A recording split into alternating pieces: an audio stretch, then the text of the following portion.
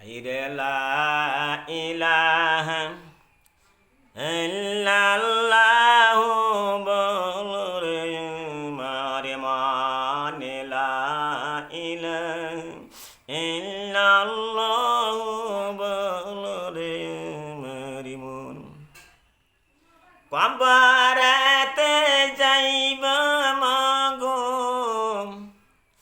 কবরেতে যাইব মাগো কেন চিন্তা মাগইলা না লা ইলাহা ইল্লাল্লাহু বলরে মারি মন চারিজনে তোমারে কান্দে লইও চারিজন তোমারে কান্দে লইও যাইবে সইলে কবরা লা ইলাহা ইল্লাল্লাহু বলরে মারি মন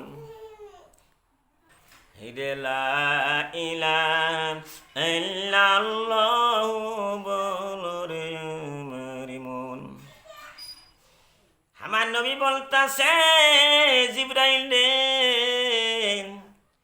এই সমস্ত কাফের বোঝে না তাই তো আমারে পাথরে মারতাছে জিবরাইল দেখ পাথর আগাতে আগাতে রক্ত দিও জামা কাপড় গুলি লাল লাল হয়ে গেল জিবরাইল বলতাছে ইয়া রাসূলুল্লাহ সোনার নবী গো সাল্লাল্লাহু আলাইহি সাল্লাম আপনি অনুমতি দেন এই যে আরব দেশ এই তাইব শহরে আর উষা উষা দুইটা পাহাড় আছে এই দুইটা পাহাড়ের মাঝখানে কাফেরের বসবাস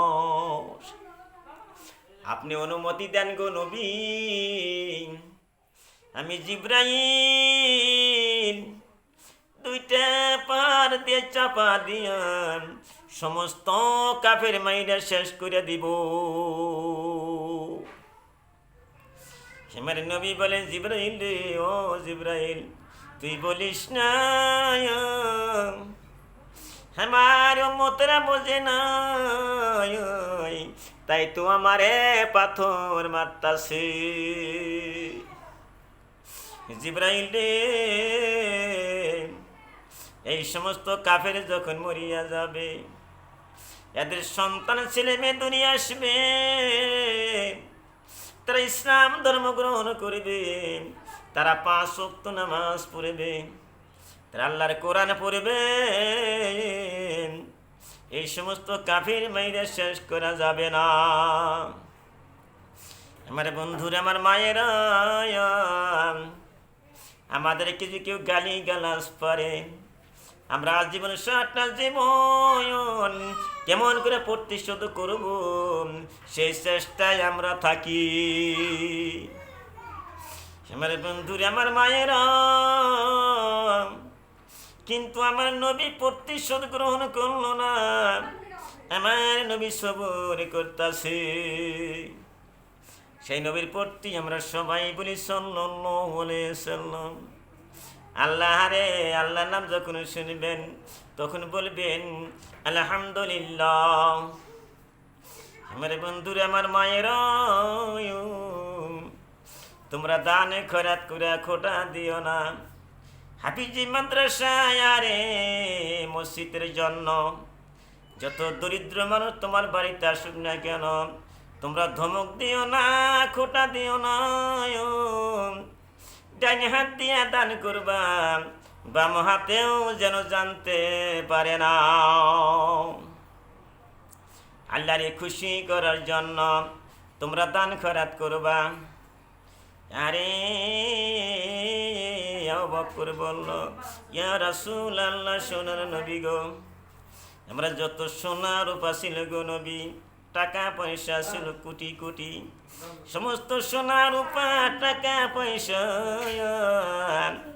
আমি আল্লাহরে খুশি করার জন্য দান করে দিলাম হেমারে নবী বলেন আবু বকর রে, ও আবু বকর, তুমি তো সব দান করে দিলাম।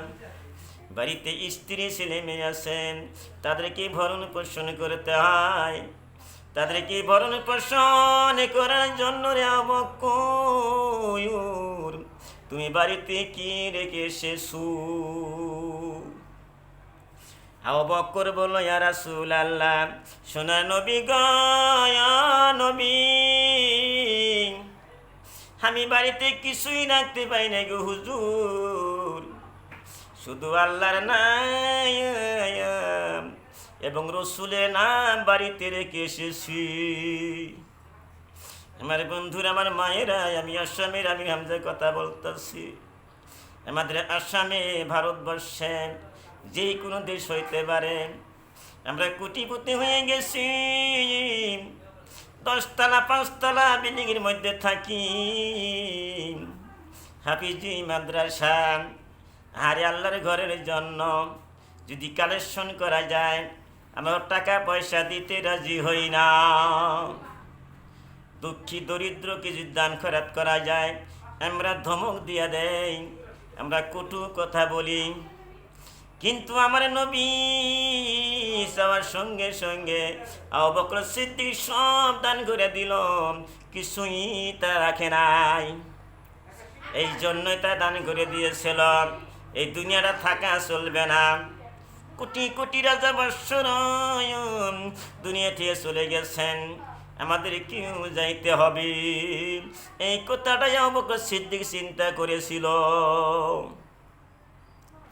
আমার বন্ধুরা, আমার মায়েরা, আরে সোনা রূপাকে তোমরা ভালোবাসো, সোনা রূপার অলঙ্কারকে ভালোবাসলা না কেটা কানের তা গলার তা, তোমরা কতই না ভালোবাসলা। আমার বন্ধুরা, আমার মায়েরা, কোরআনের মধ্যে আছে, প্রমাণ আছে কোরআনের মধ্যে। ও মায়েরা, তোমরা সোনা রূপার অলঙ্কার কি ভালোবাসো? তোমার যেদিন আজরাইল আসিয়া যাবি, তোমার শুনবে কেসে হাজির হয়ে যাবে মান, তোমাদের দুনিয়াটা অন্ধকার হয়ে যাবে, তোমরা দেখতে পারবা না, জবানটা বন্ধ হয়ে যাবে, তোমরা কিছুই খাইতে পারবা না, তোমরা নাকেরটা কানেরটা গলারটা ভালোবাসো। যেদিন তোমার আজরাইল আসিয়া যাবে বন্ধু, মরার সঙ্গে সঙ্গে 4 জন নিয়ে যাবে, দাফন কাফন করে থুই আসবে, তাড়াতাড়ি তারা থুই এসে তারা খাওয়া দাওয়া করবে। তুমি না একলা একলা পড়ে থাকবা কবরের মধ্যে, তাও কেন চিন্তা হইল না? আমার বন্ধুরা, আমার মায়েরা, তোমরা সোনা রূপাকে ভালোবাসো। আমি বিশ্বর আমির হামজা, আসামের আমির হামজা, ভারতবর্ষের আমির হামজা কথা বলতেছি। আমার বন্ধুরে, আমার মায়ের, যখন তোমার ইন্তেকাল হয়ে যাবে, তোমার সোনার উপর অলঙ্কার বাক্সের ভিতরে বাড়ায় থইবে, তোমরা জীবনে আর ব্যবহার করতে পারবা না। ওই সোনার উপর অলঙ্কার ভালো ভালো কাপড় সুটকেসের ভিতরে বাড়ায় থইবে, বাক্সের ভিতরে বাড়ায় থইবে। ওই সমস্ত কাপড় যখন তুমি ইন্তেকাল হয়ে যাবে, যখন তুমি মরিয়া যাইবে, ওই সমস্ত কাপড় কানি গহনা অলঙ্কার অন্য মানুষকে দান করে দিতে হবে, অন্য মানুষে ব্যবহার করবে। তুমি কি এখনো বুঝলা না? এখনো দুনিয়ার মহাব্বত করতেছাও, দুনিয়া দুনিয়া করতেছাও। কোটি কোটি মানুষ করে চিন্তা করে কেমন কইরা টাকা কামাই করা যায়। দুনিয়ার মধ্যে টাকা পয়সা কামাই করতেছ, 10 তলা বিল্ডিং তুমি দিল, কিন্তু হাসরের ময়দানে তোমার টাকা পয়সার কোনো কিছুই খাটবে না। দুনিয়ার মধ্যে কত নামাজ পড়ছিলেন, কত রোজা থাকছিলেন, পিতা মাতার সেবা করেছিলেন, স্বামীরে খুশি করেছিল, দান খয়রাত করেছিলেন, ওই সমস্ত নেকি তোমার জমা হয়ে যাবে। সুবহানাল্লাহ। তাই বন্ধুরা, আমার মায়ের, রহিমা জর্জর হইয়া কাঁদতেছে, বুড়িমা আমার বকের মাংস কাইটা দিলে রক্ত ঝরব, আমি দুর্বল হয়ে যাব, আমি স্বামীর কাম করতে পারবো না, আল্লাহর উপাসনাও করতে পারবো না। কিন্তু বুড়িমা বলতাছে, রহিমা রে রহিমা, সুন্দরী রহিমা, যে পর্যন্ত তোমার বকের মাংস কাইটা না দিছ এ পর্যন্ত আমি বুড়িমা তোমাকে খাদ্য দিব না। রহিমা চিন্তায় পড়ে গেল, আল্লাহ এখন আমি কি করি? বকের মাংস কাইটা দিলি রক্ত ঝরবে, আল্লাহ আমি কেমন করে তোমার উপাসনা করব, কেমন করে স্বামীর সেবা করব? কিন্তু বুড়িমা তো ছাড়ল না। রহিমা রাজি আল্লাহ জোর জোর হয়ে কাঁদতেছে, তারাল চক্ষু দিয়ে রে রহিমার বকের মাংস কাইটা এক টুকরা বুড়িমাকে দান করে দিয়া কিছু খাদ্য নিয়ে ওই স্বামী আইয়ুব নবীরে খিলাইছে। সুবহানাল্লাহ। আমার বন্ধুরা, আমার মায়ের আজকাল মায়েরা স্বামীর সেবা করে না, স্বামীর কজ্জায় দুঃখ দেয়, কটু কথা বলেন। স্বামীকে তুমি বেজনে করলামা, একবার চিন্তা করলা না আল্লাহর দরবারে তুমি কি জবাব দিবা?